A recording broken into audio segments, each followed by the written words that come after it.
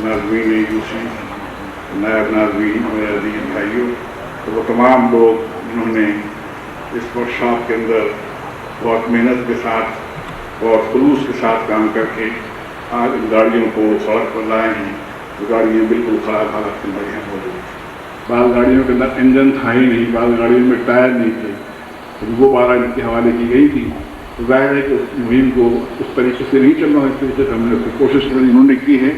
और जब नाज़रीन जब टाउन का दौरा करेंगे तो मालूम होगा कि बहरहाल काफ़ी हद तक मेरे ख्याल से गाड़ियों की रिपेयर हो चुकी है। इंशाअल्लाह आप शायद के अंदर सफाई की मुहिम भी भरपूर अंदाज के अंदर चल सकेंगे।